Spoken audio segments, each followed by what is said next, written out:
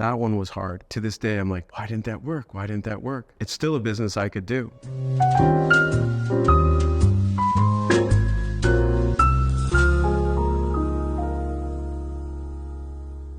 There's a story that comes to mind.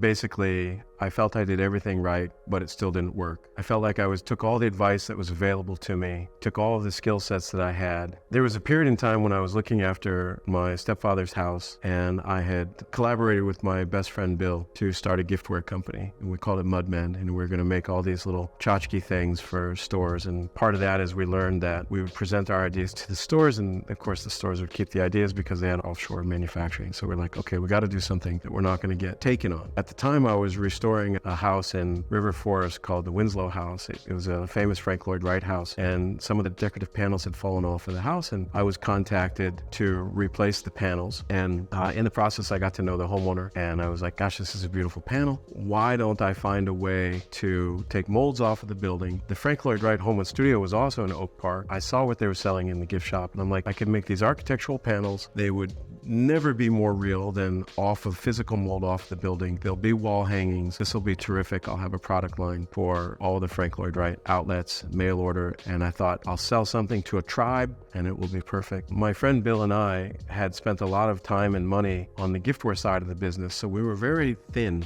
He had left his manufacturing job, so it's not just money, it's time.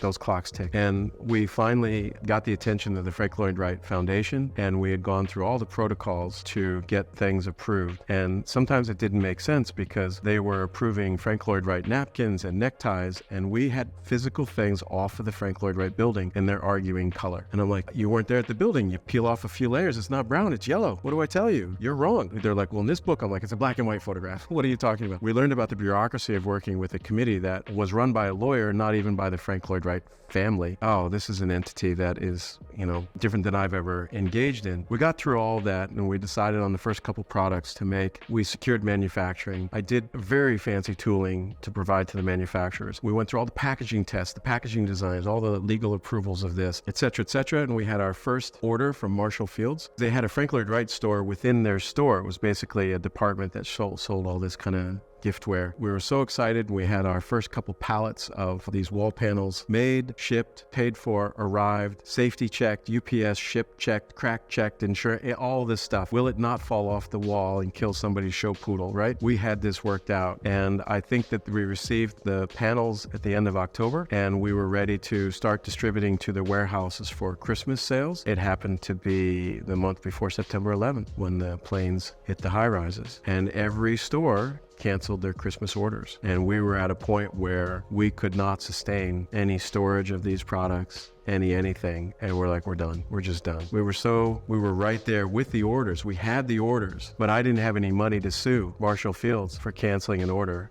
even if that was even possible. To this day, I have panels floating around, and as beautiful as they are, they remind me, the difficulty of working with a foundation about someone else's art. They burned our clock so long, a year, with bullshit. Frank Lloyd Wright, fuck you. I tell you what, you killed us, and then the airplanes finished us. So I feel hard about that. That is getting burned by bureaucrats. They approved toilet paper faster than they approved an actual archival reproduction. I was livid. Can you tell just a little bit still? That hurt. And that put me back at zero on the third business startup. And I was heartbroken. I didn't get to work with my friend Bill. We did everything right except make money. We loved our jobs. We loved working together. We had idea generation. It was absolutely fulfilling. And we thought, man, we're going to have offices and we're going to have pallets coming in and out. We're going to do this house, and then we're going to do Dana Thomas, and then we're going to do this, and then we're going to do this, and then do this. And who knows what would have happened? But in my fantasy world, we did everything right. Bill is the only reason that we got through the foundation because he had corporate diplomacy. I was artist impatient. And I'm like, you and the horse you rode in on, but he made that work. So everything can go right and still be wrong. Even here, my voice is different. It is a hard one. That one was hard. To this day, I'm like, why didn't that work? Why didn't that work? It's still a business I could do. There were so many other famous architects, Louis Sullivan, that I could have gone to the building, taken the molds off there, and somehow sold these decorative panels to be in people's homes to appreciate it, and then could in turn generate money for the foundations. And I wouldn't have messed it up. We weren't messing it up. So do you have an answer for your own question? Why it didn't work out? Well, there was this group of people that learned how to fly a plane into high rises. And so I think the moral there is don't get caught in a terrorist act if your business models. I don't have a lesson. This is what I'm saying. That's what I meant. I did everything right. I think the lesson is still yet for me to learn, and that is chill out, move on. And although I moved on, I never chilled out. I carried that wound with me. There are so many other circumstances around you. A change of a wind can change your whole life. You're absolutely right. And to that point, because I lost that business, I entered the food industry. And the food industry allowed me to develop the products. And that business I would have lost straight up in 3 days with COVID when they shut everything down. Every hotel, every cruise ship, every theme park, every university, every convention center, every restaurant, those were all my customers. And they were just, it's like someone flew into the towers again. And had it not been for my background in food, I would not have been able to pivot into cannabis, and I would have had to sell all my holdings for about $6. What would you think if all your food contacts in orders would come back? What do you mean? What do you think? COVID closed that branch, that line for you. I hope you understand that it is coming back. You already show me an order. I get what you're saying. It's not quite an easy answer. We make the molds for the gummies. We put the state regulatory markings in the molds that allow these companies to meet regulatory safety, consistency, all these precision things. That industry, because it's larger, I'll say it this way. In the gourmet side, we had customers. And the cannabis side, we have clients. We do repeat things.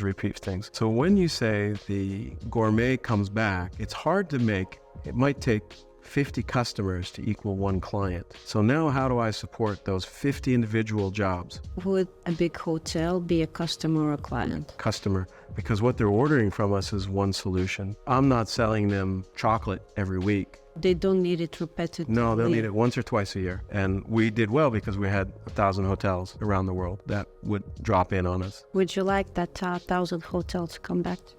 I can't support 1,000 hotels right now. All of my table space and production is taken up with cannabis production. What that means is that there's a portion of it I would like back. I don't think I can do what I did before without modifying what the business is today. It requires my specialization in skills because the skill sets that we have at the shop right now are precise but very different. It's machines, it's programming, and the skills that the chefs needed were artistry, sculpting, model making, hand stuff, understanding the properties of food. And that's all what I loved. I'm not there for that anymore, and I don't know how to be there to train somebody for that. It would require a reinvention of the business, which for the right price I would do, because it would allow me to be like, okay, I can focus my energies on doing that and not have to be HR also, not have to be this. But it's like, if there was a company that said, I would like to do this, and there's a couple companies I have in mind that could do this, I would absolutely devote that energy into redesigning and supporting with technology the artistry that fruit shaping can have. But I don't know how to mix them both under the one roof as the business is organized right now. I was happiest doing that work. I showed you the job this morning. It was a very simple little job, but I told Balin, I said, please send me those pictures because it makes me as happy as a cannabis bank deposit makes me. I felt a similar lift seeing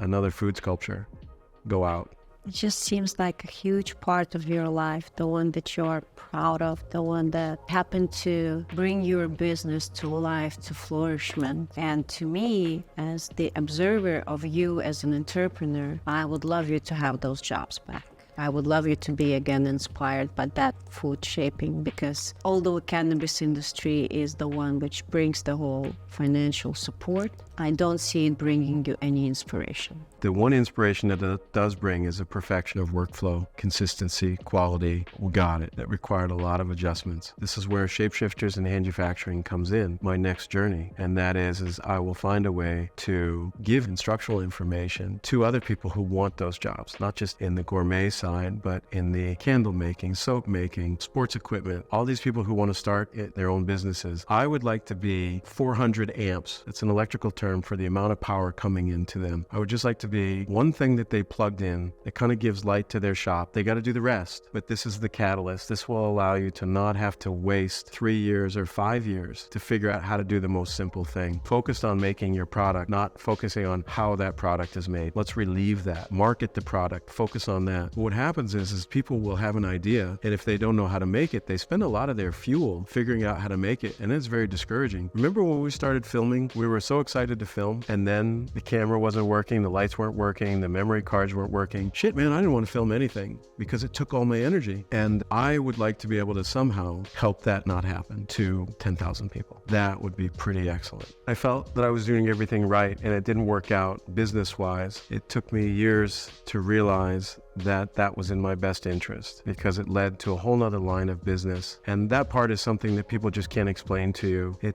somehow has to be a version of trust and faith in the universe that something else is already being built and shaped or will be. And the other thing had to be out of the way in order for that to be done. That's where I wish I had a crystal ball, but I didn't. The effects of the crystal ball still happen. I'm grateful for that.